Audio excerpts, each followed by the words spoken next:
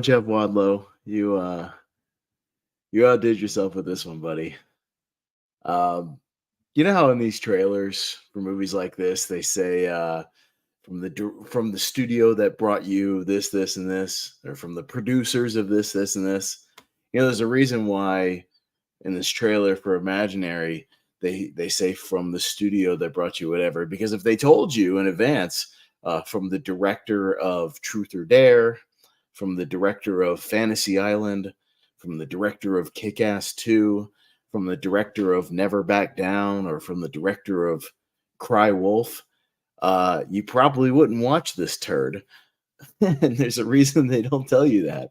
But boy, oh boy, since I saw Jeff Wadlow's name on this movie in the credits, I was looking forward to it because I knew I was going to get another masterpiece of awful. And you know what, Jeff? You outdid yourself with this one, buddy. This movie, Imaginary, is this year's Hypnotic. I'm calling it right now. And what I mean by that was Hypnotic was my favorite bad movie of last year, of 2023. It was a movie that had astonishingly bad dialogue, horrible, clunky exposition, characters that were asleep, bad performances, and twists and turns and third act that baffled the mind. And it's almost the same thing with this movie. This movie is stunningly awful. From the opening cliche of, and look, I'm not spoiling the movie here, but the movie literally opens with a dream sequence. That's how bad this is. The worst cliche you could possibly do in a horror movie, a dream sequence. That's how this movie opens. And from there, you get about 45 minutes of nothing. But boy, was I in for a surprise once I waded through that. This movie, which is also co-written by Jeff Wadlow, so you know it's good, has heinous dialogue, heinous dialogue, a horrible script, horrible screenplay, where the first 15 minutes of this movie is every single character speaking like no human speaks, speaking in just literal exposition dump after exposition dump. Hey, babe, we're well, after we make this move, since we've been together for 5 years, and we're going to move back into your dad's old place, and I know you're trying to be as good a stepmom as you can to my two children, whose mother has gone crazy and disappeared and doesn't live here anymore. I mean, literally, people talk like this in this movie. I mean, people just talk like that. Just one bad clunky dump after another of exposition, to where it's like, oh, hey, great job, stepmom. Like, nobody says that. Who says that? I was even confused in the beginning from the main characters on who was who and what was what, because they do such a bad job of setting up even the premise of the film, which the premise of the movie is that, and I got to pull up her name so I can so I don't screw it. DeWanda Wise, and I completely forget their character names, plays Jessica. She is essentially, she's in her 30s, I think. It's not really clear. She's with a guy who already has two kids from a previous relationship, and they're together, and I guess they're married. I didn't catch that. I think they are, and they finally decide they're going to move into Jess's old place because her dad is now in an assisted living facility because he has some kind of dementia, and they move into this place. And the daughter, the youngest daughter, I should say, played by Piper Braun, in a hilarious performance. And look, I don't put anything on her. She's like 6 years old. So this is all Wadlow, but delivers some of the clunkiest nonsense you've seen. You've seen it from the trailer when she's talking to the bear the whole time. But she has a new imaginary friend named Chauncey, who is in the form of this bear. And of course, the daughter Alice also has an older sister, who is, of course, because why wouldn't she be, as the most cliche, like, ugh, I'm 15 and an angsty teen and I speak in nothing but sarcasm. Ugh. And that's her whole character. So you never learn anything else. And yeah, the little girl speaks to Chauncey and has to do all these things on this list and whatnot. And I'm sure you've already figured this out, but somewhat of a spoiler alert, I guess, from the trailer. If you hadn't already figured it out, Chauncey is actually Jess's old um, imaginary friend from when she was a kid, and she's like blocked it out of her memory. So it's just still kind of lingering around the house. So it just sort of starts to latch on to Alice instead to get to Jess. But that's painfully obvious from like the trailer and when the description and whatnot, if you hadn't already figured it out. But yeah, we get really, really boring stuff for like 45 minutes where literally nothing happens. I mean, they're just wandering around. She's playing with the bear. She's doing this, she's doing that, gathering up stuff, being creepy, being weird. There's really lame jump scares, as with all these terrible PG-13 horror movies where somebody just comes around a corner and we've got to blast you with noise so we can startle you instead of actually scaring you. That's called startling, not scary. People learn the difference, Jeff Wadlow. That's not atmosphere. We get no deaths, so sorry, another basic spoiler alert, but who cares? There's no body count in this movie. Oh, sorry, one person does. I'll leave that as a thing. But yeah, we barely meet any other characters. Who's the god? And I should have had this pulled up. Betty Buckley plays this lady named Gloria, who's like the neighbor, and she's the creepy neighbor. And her dialogue, and I swear she's a good actress. She is, because she's in Split. She's the therapist in Split, and she's good in that movie.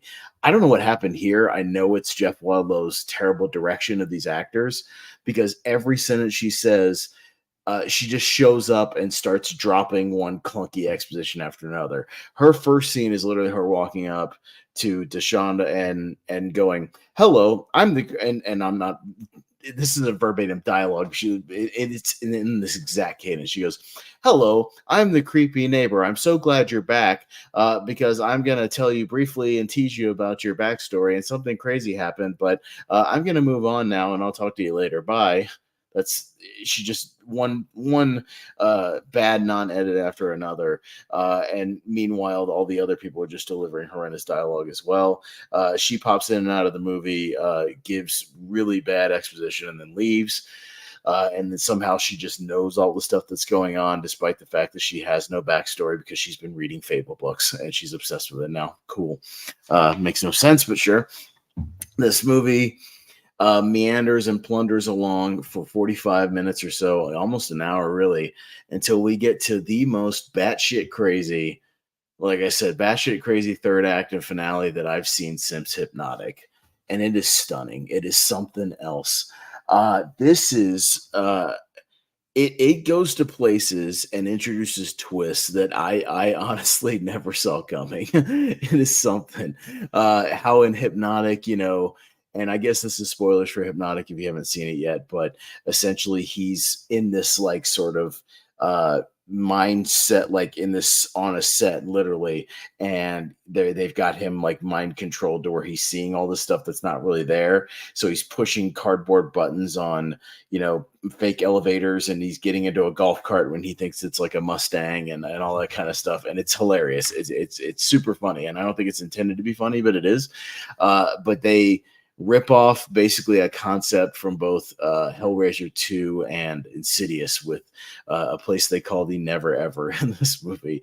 And it is something special. I did not see this coming. I knew that there was going to be some kind of thing with the imaginary character that he was going to manifest at some point. But what they do with it is laugh out loud funny. I audibly just both gasped and guffawed with laughter several times in the last half hour of this movie, to where I think I was annoying people around me, and I'm sorry for that. People at the Regal Biltmore tonight at the 610 show, but it is something special, and there's even a twist involving the bear that logically makes no sense at all, but they introduce it, and it's really, really funny. It goes to places you will never see coming, but not in a good way, to where you're just like, what? Like, and then everybody just knows what's going on and knows how to deal with it, and nobody's freaked out, and we all just play it completely straight as if this is all just completely normal. Even the neighbor, the creepy neighbor lady, gets on it and has her own little twist of actions she takes with which make no sense in the very end. There's goofy twists on twists in the last 10 minutes that are hilariously bad. I will give it one prop for there's one or two of the sets are decent with like the hallways of doors, and I think some of those were real. And let's just say there's a different version of the bear in the final act that looked okay because I think it was practical. I think so. I'll give you 1 point for that, Jeff Wadlow. But other than that, man, this movie is something else. I don't know if I could exactly endorse it per se. It's like if you like a great epic bad horror movie, you will love it, which I can totally dig on. Like I said, I loved Hypnotic. Even Truth or Dare to a degree, one of Jeff Lawler's previous movies from 2018, is kind of epically awful in that way. Something like Wish Upon as well from a few years ago is kind of in the same vein where it just goes to places and your jaw is on the floor with some of the turns it takes. And it is something, man. So I almost kind of recommend it if you just want to see an amalgamation of everything that's wrong with horror filmmaking in modern day. And it's been a bad year for horror so far. I saw Founders Day. So Founders Day is technically probably a worse movie. I will rank this slightly higher only because I got genuine laughs at a third act, and I had some fun with it, but in that way where you're just like, you're just aghast at what you're seeing, and that's sort of bad. So I just had to come on to talk about this because I was already looking forward to it as a guy who just knew who was behind the camera for this one, and I was like, oh man, like. I mean, if maybe it'll be good, but at the same time, I was like, no, it's Jeff Wild, though. It's going to be bad. His complete filmography tells me that. I don't think he's made a good movie in his 20 years of filmmaking. And, it's really something when Hollywood, I think, is the only profession essentially where you can kind of fail repeatedly and just keep your job. Like you can fail upwards. I work at a grocery store. If I failed as much at my job over and over and over again and repeatedly to where I was causing, lack of sales, I was pissing people off. If I was doing the stuff that, these guys do in a movie sense, I would have been fired a long time ago.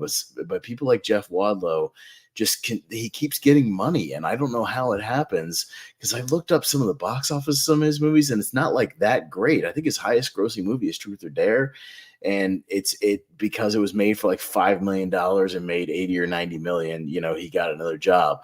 Fantasy Island, I know, came out right before the pandemic. That was one of the last movies I saw before the everything got shut down. But even then, that movie cost like 20 million, made like 40 million. So I don't know how he got another movie even after that. But yeah, he is one of those filmmakers that I'm just stunned that he continues to get money to make movies because he's really incompetent at it. Not as incompetent as somebody like Uwe Boll or anything like that, but he just doesn't know how to put together a good film. I don't know if it's the combination of the editing and the screenplays that he co-writes and his direction of the actors, because it all comes together and just and makes something every time. It's something special, I'll say that. And this movie is a special kind of awful. And like I said in the description below, this is his magnum opus of terrible filmmaking, and it is. So in that sense, I guess if that intrigues you, and there's a buddy of mine, Michael Wolfman Wyndham, who I already told this, and he's like, "Oh man, I'm looking forward to this. I love bad movies like Madam Web," and I was like, "Yeah, I kind of do too," because I need stuff for my worst of list. Because I do love an epic bad movie, and yeah, my comparison to this is either something like Hypnotic or that movie from 2019, Serenity, with Matthew McConaughey, which is also like stunningly bad and has an absurd and bonkers third act, just like this movie does.